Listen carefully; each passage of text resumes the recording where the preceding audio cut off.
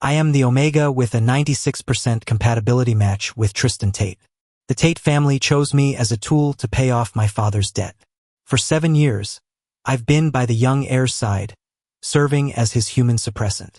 I stayed right up until the day the debt was cleared, the same day his fiance returned from overseas to marry him. I settled all my old scores, packed my bags, and prepared to vanish for good. But the moment before I stepped onto the Amtrak, the hospital called. I was pregnant. The train station was chaotic and reeked of secondhand smoke. Maybe it was the phone call or maybe it was the fumes, but panic set in. I swallowed hard, trying to force down the nausea churning in my stomach. My voice came out raspy. Are you sure? Maybe it's a misdiagnosis. Maybe you pulled the wrong file. The man on the other end laughed casually, immediately shutting down my denial. The only people who had blood work done last week were you and Tristan. Unless you're trying to tell me he's the one knocked up? He paused, then added with a sneer, Seth, I didn't know you had it in you. You're pretty wild. You act as the Tate heir's suppressant, yet you still have the guts to fool around outside? Aren't you afraid that germaphobe will kill you? I clenched my pale fingers, lowering my voice to beg Julian not to say anything. He was Tristan's friend and private doctor. As long as he kept his mouth shut, no one would know. There was a long silence on the other end before he finally agreed. Fine. But before I could even let out a breath of relief, another call blasted through my screen. The voice was urgent and manic. Seth, where the hell are you? You said you'd be with me at the gala tonight to keep those Omegas away. Attention passengers, the train is about to depart. Please board immediately. The station announcement cut him off. I panicked, covering the receiver and dragging my luggage toward the gate. I muttered a few excuses, trying to soothe him like I always did. But Tristan's voice dropped a few degrees. Seth, where exactly are you? I'm at an art gallery. It's a travel-themed exhibit. I lied, forcing my voice to remain steady as I squeezed through the closing doors. You go ahead. I'll be there tonight to keep you company. I won't be late. Tonight, Tristan's perfect match, his arranged fiancée, was landing in New York to accompany him to the banquet. I heard he was a beautiful Omega, with a compatibility score 2% higher than mine. A match made in heaven. Too bad this train was already speeding towards Seattle. I would never see them again. The air in the economy car was stifling. It made me drowsy, and the bite wound on the back of my neck throbbed with a dull ache. I hugged the only painting I was able to take with me and closed my eyes. But, just like every sleepless night for the past month, I couldn't find any peace. The moment I closed my eyes, I saw last month. Tristan's rut had spiraled out of control, 3 days and 3 nights, of absolute madness, chaos, and intimate violence. He was a rare S-tier alpha. After he presented, they told him his ruts would be volatile. Ordinary Omegas couldn't soothe him, nor could they survive him. But I, resilient, durable, and buried in debt, was the natural inhibitor the Tates found for him. I could take Tristan's marking. I could calm him down when he lost control. In a pinch, I could even physically restrain him. At that gala last month, some Omega had deliberately released pheromones, and unfortunately, Tristan had developed a resistance to his medical suppressants. He went berserk on the spot, nearly trashing the entire venue. I dragged him into the car, letting him bite and mark me until he calmed down, waiting for his eyes to turn from blood red back to hazel. I thought it was just a standard episode, until I got Tristan home. He dragged me through the door with brutal force, and that's when I saw his eyes had turned red again. I had underestimated how bad it would be without medication. I tried to soothe him with my scent, but it was like pouring gas on a fire. Tristan completely lost his mind. He pinned me against the door, tore into my gland again, and ripped my clothes to shreds. What happened after that was beyond my control. On the 4th day, I crawled out of the wrecked room and shakily dialed 911. A delirious Tristan was eventually locked in a hospital room.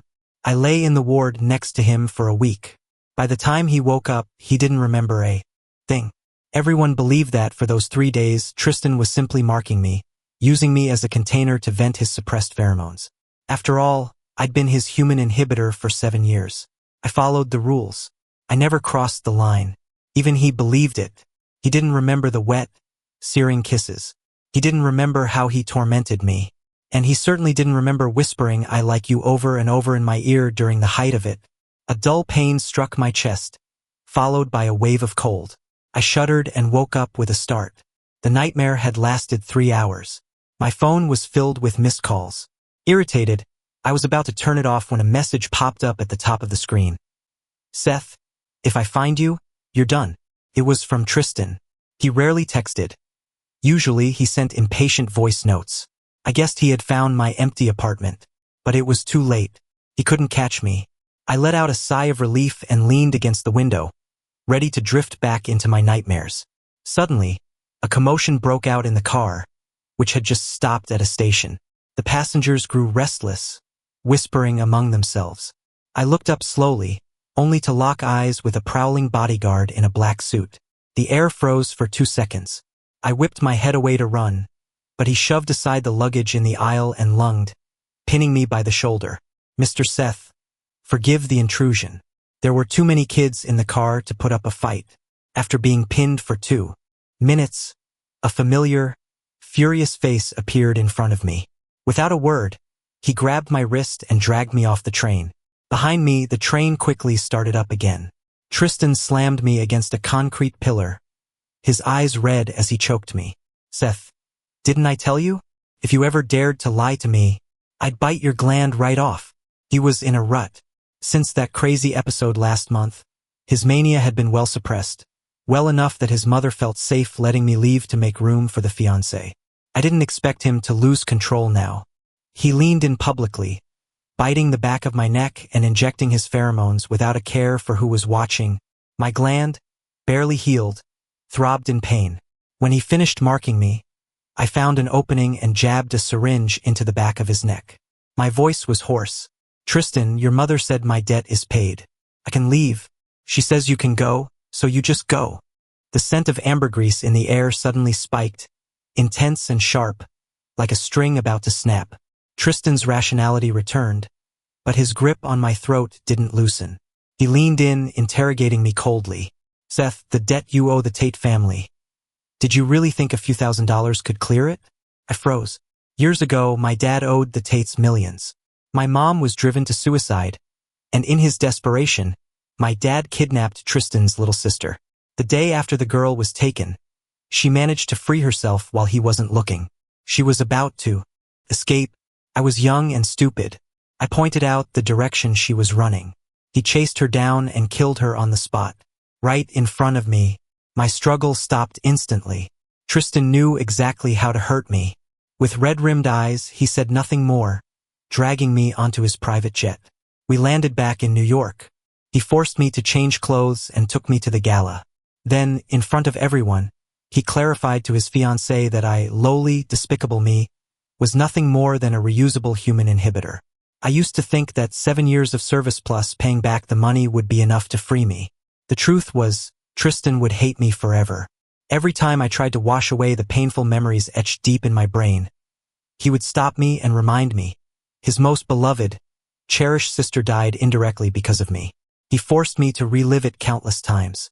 Thinking of the bloody scene that day, my stomach churned. Nausea hit me straight in the forehead. But the room was full of VIPs. I couldn't make a scene and embarrass the Tates. Fighting the dizziness, I drank for Tristan until late into the night.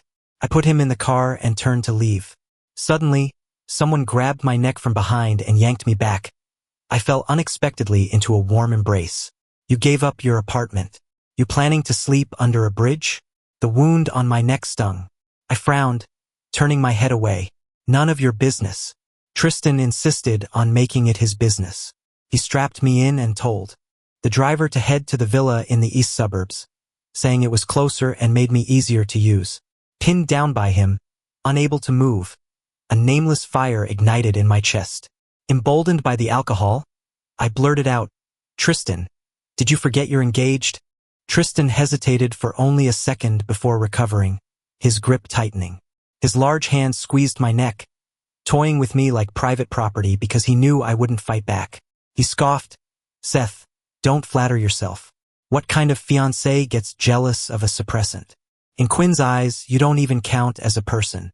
When the car stopped at the villa, I immediately covered my mouth and ran to the bathroom, vomiting violently. They say you shouldn't drink when pregnant, but I couldn't risk exposing my condition to Tristan. I threw up until my legs were weak. Crawling up from the toilet, I stumbled, and an arm steadied me from behind. "Since when is your tolerance this bad?" Tristan reached out to touch my forehead, but I dodged by reflex, stepping back to avoid physical contact. His face darkened instantly.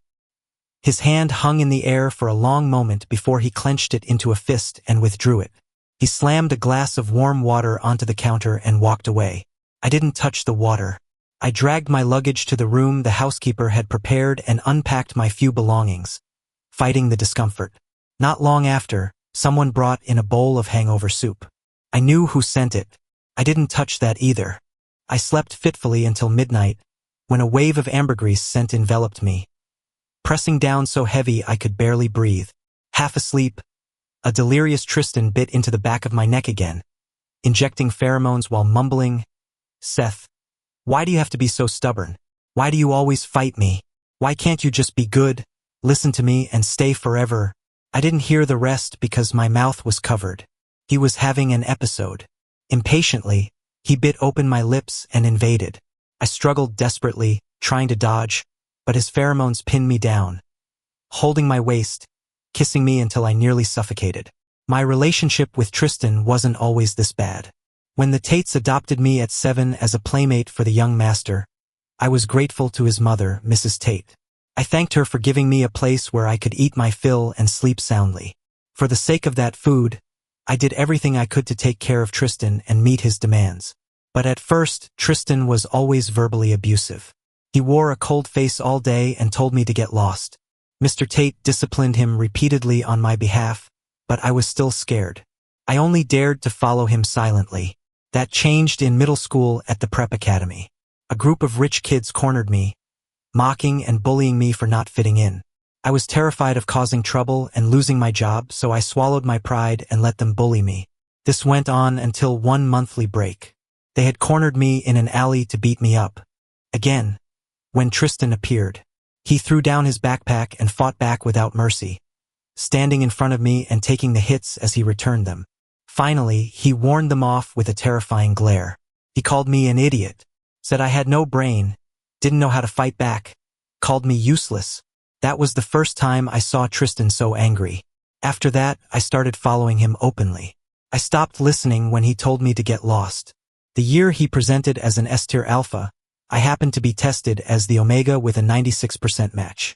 It was only natural that I became his human inhibitor. The first time he held my waist during a rut, when his warm tongue touched the back of my neck, my heart skipped 2 beats. Every close encounter after that, every mark, every intimacy, made my heart itch. An inexplicable thrum of emotion covered my entire youth.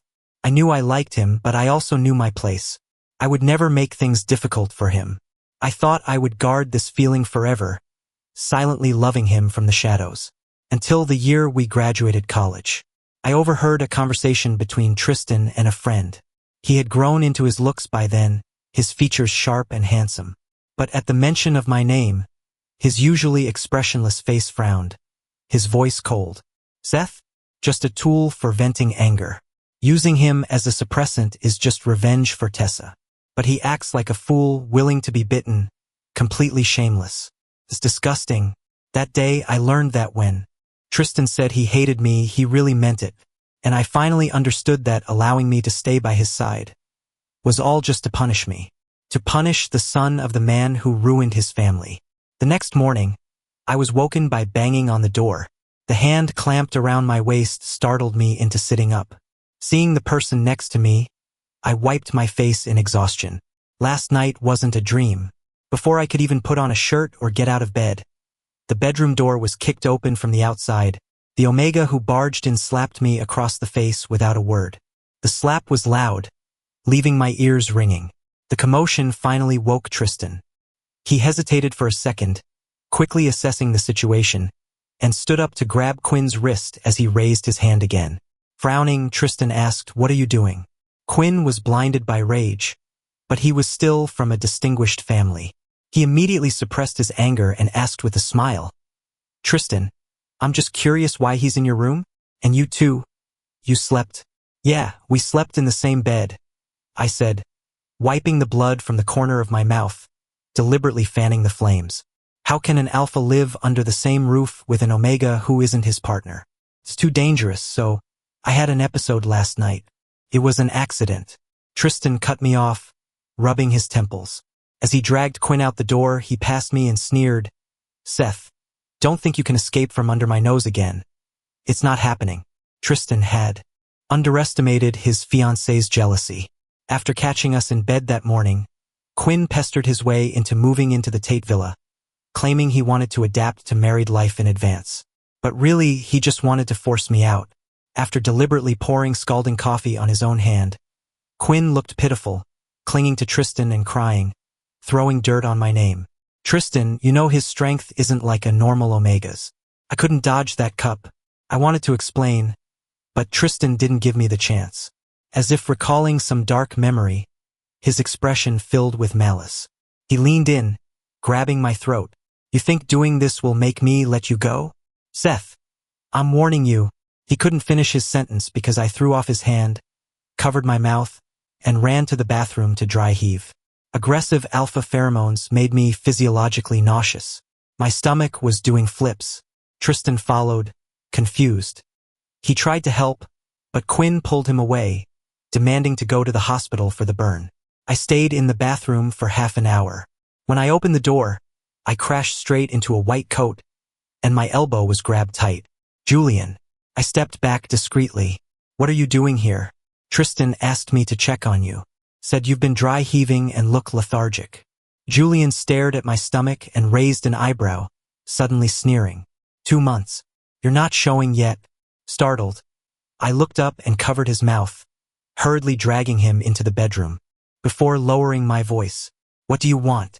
He asked me to check your condition, and incidentally, find out who the father is. You don't need to know. I moved my hand and wiped it with a tissue. I'm getting rid of it later. Just help me keep it from Tristan, and if I say no, I froze. Julian dropped the smile. Without restraining his own alpha pheromones, he leaned in coldly. Seth, you've known for a long time how I feel about you, right? Back then, you were all about Tristan, and he's so possessive, so I convinced myself to give up. But you went and got knocked up by some rando. Hell, why him? He grew angrier as he spoke. Suddenly, invasive pheromones flooded the air, surrounding me. Julian, are you crazy? This is the Tate house. I covered my nose and stumbled back, but he pinned me against the door.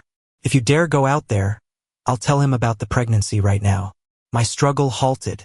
He immediately grabbed my neck, leaning down to sniff. He chuckled lightly. So what if I play with you in the Tate house? Tristan and his little lover are at the hospital. They won't be back for a while. Since you've already slept with some wild man, one more time with me won't hurt. Bang! A massive crash against the heavy wooden door made me tremble. The next second, words were spat out from the other side of the door, sounding like teeth shattering in rage. Julian, what did you just say? It was Tristan. I froze, my blood running cold. A chill shot down my spine. Julian was stunned too. Took him a long time to react to the kicking. He opened the door with an apologetic smile. Tristan, I thought you were at the hospital. Smack. Before he could finish, a red-eyed Tristan punched him, grabbing him by the collar. What the hell were you saying? What about sleeping with a wild man? What pregnancy? What the FCK is wrong with Seth? I didn't say Seth. Smack. Another punch. Tristan had completely lost control. He wouldn't listen to explanations, he just kept swinging. If he kept hitting him, he was going to kill him. Panicked, I grabbed a sedative from the drawer. I tried to inject it into his neck, but Tristan grabbed me hard. Seth, I'm not f***ing sick. You're not sick, you're going crazy. I mustered all my strength to break his grip, finding an opening to jab the needle into his gland, releasing a flood of soothing pheromones. Go, now. While I had Tristan pinned in my arms, Julian took the chance to scramble up, spitting blood as he stumbled away. The room was silent for 10 seconds. Julian's scent was completely washed away by the ambergris, which aggressively claimed all the air in the room, including me. Seeing Tristan stabilize, I let go and tried to move away, but he yanked me back into his arms. Seth, Which part of what he said was true? Tristan's voice was terrifyingly low, like a beast in the dark jungle, ready to snap and tear its prey to shreds. I shuddered. Turning my face away, I lied. All of it. It was better to let him believe there was a mystery man than to let him suspect he was the one who lost control and slept with me. At least this way he wouldn't feel disgusted or regretful. It wouldn't delay the marriage arranged for him. And the debt I owed him, the guilt, would lessen just a bit. Tristan's hand trembled almost imperceptibly. He looked up with red eyes, full of unwillingness, anger, and grief. His possessiveness had always been strong. He considered me his exclusive tool.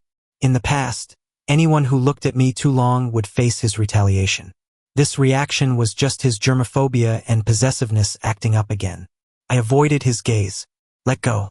But the grip on my arm tightened. After a long silence, Tristan finally exploded. He stood up, pinned me against the wall, and punched the plaster beside my head. Gritting his teeth, he demanded, "Who is he? I'll kill him. I'm going to f***ing kill him right now. Who is he? Seth, speak." I had to give Tristan another shot before he finally passed out. His condition was critically unstable. Julian reported it to the hospital, and Mrs. Tate personally had him taken away. In the VIP ward, Mrs. Tate looked at her son, strapped to the bed, then backhanded me across the face. Her face was dark. "Why did you come back?" I apologized and recounted exactly what happened. She laughed dismissively. "You're saying Tristan couldn't let you go and dragged you off the train himself?" "He couldn't leave his pheromone container," I corrected, lowering my head. "But I said he cannot develop any dependency on you." Mrs. Tate's voice was angry. She raised her hand to slap me again, but a noise from the bed stopped her. Tristan woke up. His eyes were back to Hazel. As soon as the restraints loosened, he scrambled up and grabbed my wrist tightly. "Mom, he can't leave." Mrs. Tate's expression darkened further. "Did you forget you have an Omega fiance? He is your 98% match. You should try to rely on him. Let him soothe you. He can't handle it," Tristan insisted, not letting go of me, his voice dripping with irony. "I'm keeping him to exact revenge and make him pay his debt.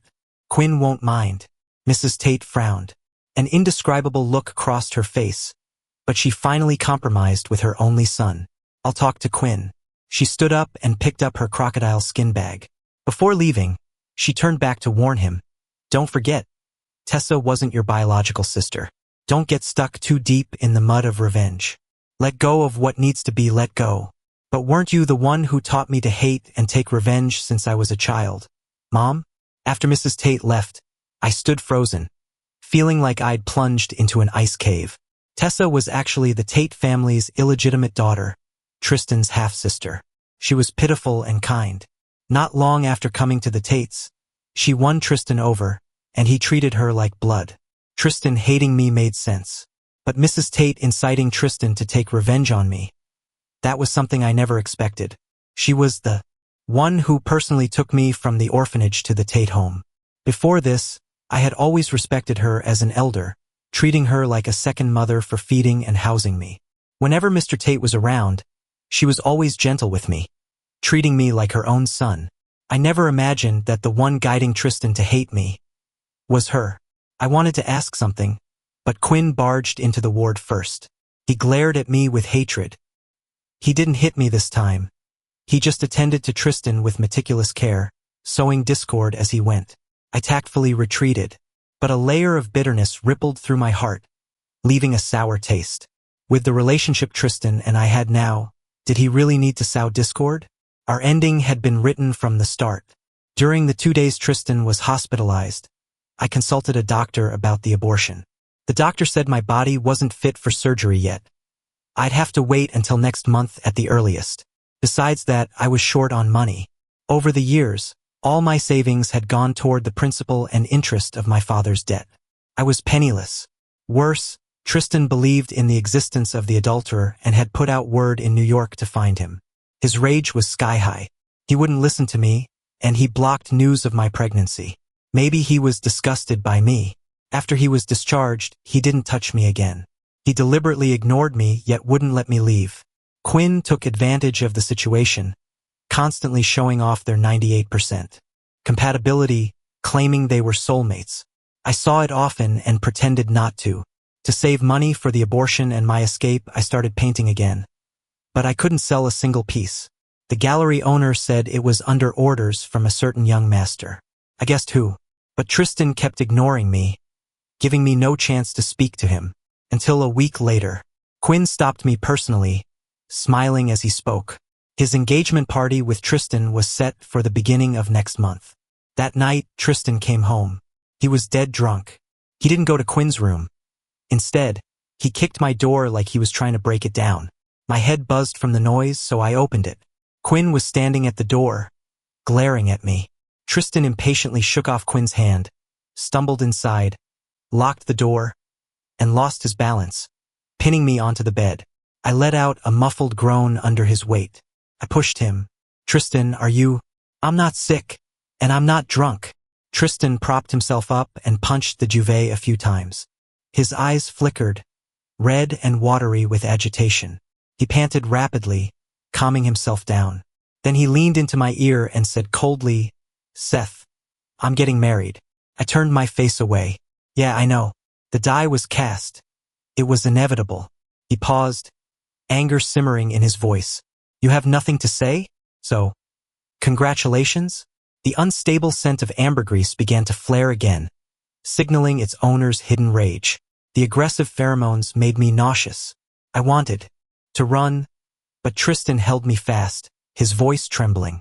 Seth, are you hoping I get married soon, so you can run off with that lover of yours? I shook my head honestly, but he didn't listen.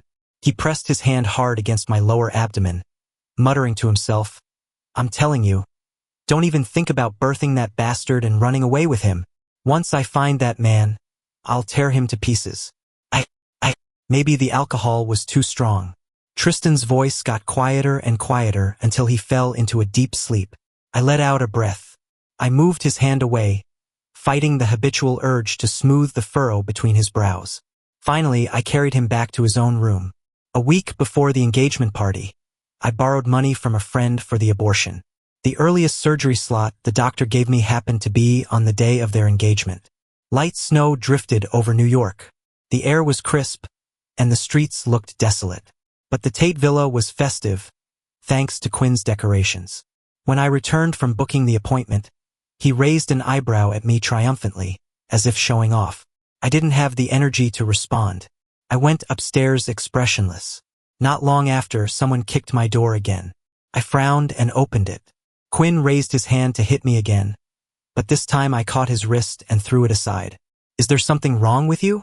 He looked more exasperated than I was. He grabbed my shoulders and screamed, Seth, you did it on purpose. You did it on purpose.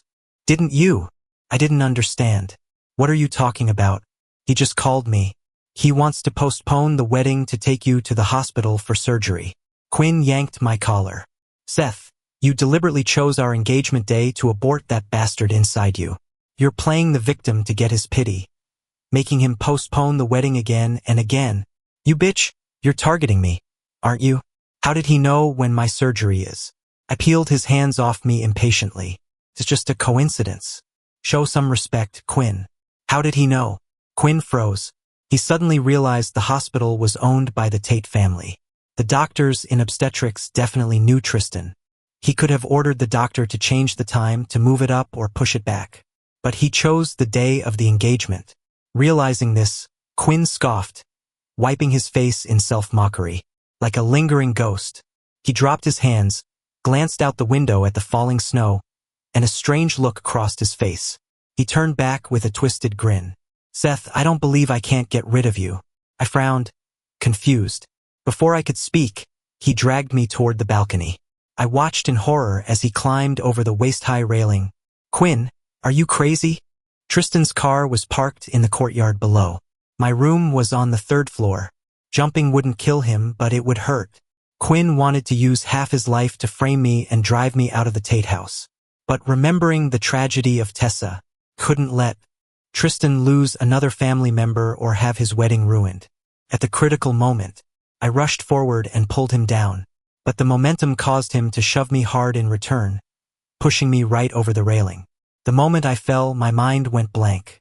The biting wind whistled past my ears, like my life of guilt and noise, finally finding no peace. Moments later, a sharp pain mixed with distant shouting. My consciousness was completely swallowed by darkness. I was in a coma for a long time. When I opened my eyes, I was wearing an oxygen mask. Breathing hurt. I struggled to turn my head and tried to move my right hand, which was tightly gripped by Tristan. Couldn't feel it. Tristan. A puff of white mist hit the mask, finally waking Tristan. He looked up with bloodshot eyes. Seth, you're awake? His exhausted face lit up with shock and joy. He stood up, stumbled out to grab a doctor, his hand shaking as he held mine. The doctor checked the charts and examined me, finally saying there was no major danger, but I needed to rest. My body had just gone through a miscarriage. After the doctor left, I lay in bed in a daze for a long time. Tears slid silently from the corners of my eyes.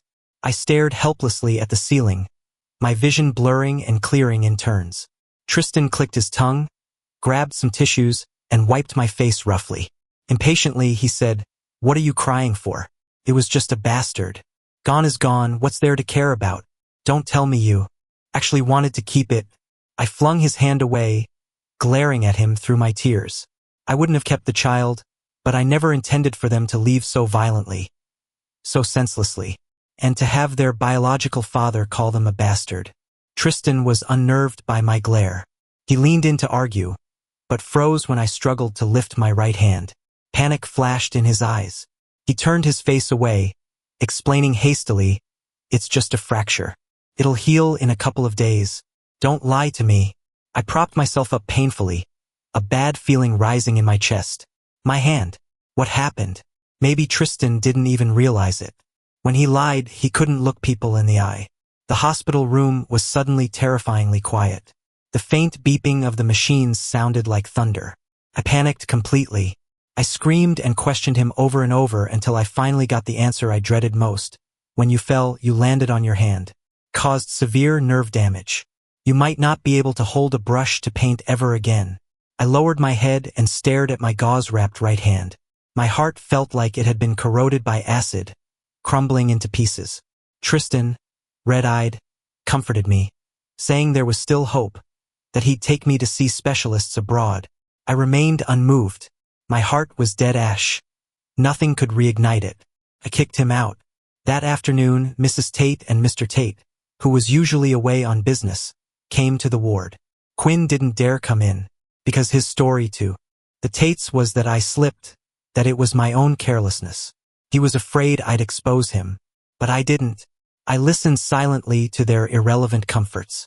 I heard Mr. Tate earnestly advise me to find a responsible partner, telling me not to follow in my mother's footsteps. I buried my head and said nothing. Stop playing dumb, Seth. After Mr. Tate left, Mrs. Tate immediately changed her face. She smiled at me ambiguously. For an Omega to end up like this, it makes all the roads I paved for you years ago worth it. I froze and looked up. Why? I never understood why Mrs. Tate hated me, why she incited Tristan to take revenge on me. She looked at me like I was a joke, asking if I had no brain. Mr. Tate could postpone his own son's engagement, but rushed back from abroad the moment he heard you fell. Your father killed his daughter, yet he was magnanimous enough to adopt you. Didn't you find any of that strange? He explained it. He knew my mother. They were friends. Mrs. Tate laughed. They couldn't be friends. Your mother was the white moonlight he couldn't have, the one who died too young. And I was just the political match who used a child to keep him.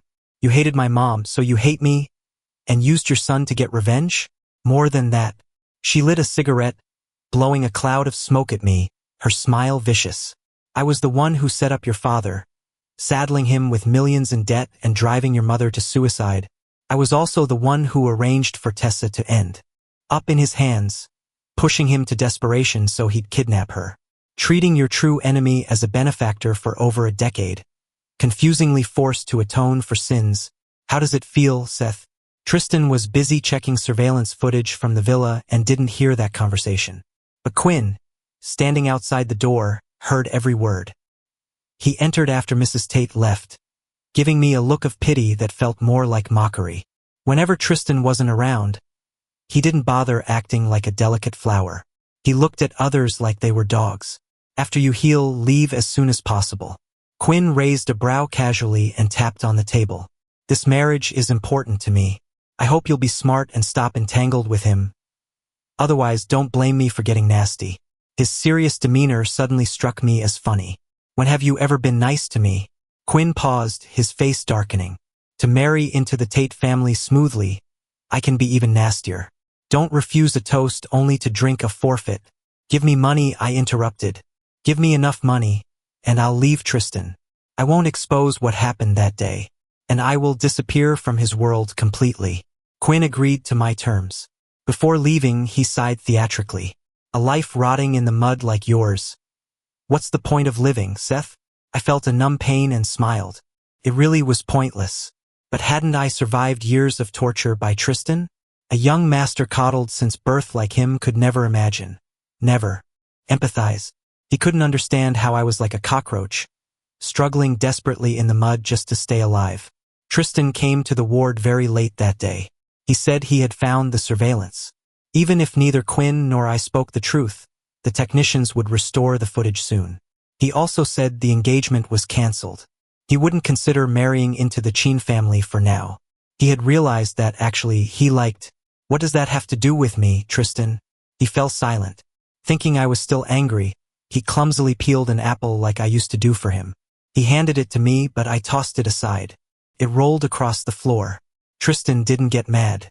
He kept talking, saying he had appointments with famous doctors abroad, and once I was better, he'd take me. I curled up under the covers, ignoring every word. After a long silence, I fought back the sting in my eyes and spoke, my voice hoarse. I don't owe you anything anymore, Tristan. 7 wasted years. 1 child. Half a life. I really don't owe you anything anymore. On the 3rd day, when I could barely walk, I took advantage of Tristan being out investigating the footage. With Quinn's cover, I escaped the hospital filled with spies. He helped me get a fake ID. Avoiding Tristan's tracking for a while wouldn't be a problem. I took the money and went to a small town 10,000 miles away from New York. I deleted all my social accounts and settled down. My trembling hands took getting used to, but I started learning to eat, write, and paint with my left hand. I worked part-time jobs. I went to a nearby center often for rehab. Life was tiring but full. The gland on my neck, once constantly bitten raw, healed over time. It didn't hurt anymore. I hadn't heard Tristan's name in a long time. This was the first time since I was 7 that I had left the Tate family. The first time I left him. I used to think of that place as home, a shelter from the wind and rain. Now I realized, leaving the Tates, there was no rain out here at all. 2 months later, a familiar face appeared in front of me. Julian. I wanted to hide, but he hadn't changed. He used Tristan to threaten me again. I saw you escape the hospital that day, he scoffed, stepping closer. I let you go on purpose, Seth. I stopped trying to hide, rolling my wrist. Thanks, but don't make me punch you. Julian seemed to recall the unpleasant memory from last time and quickly raised his hands in surrender. I don't mean to force you again. Then why are you here? I just wanted to tell you, Tristan is dying. My hand jerked. I looked up in shock. What are you talking about?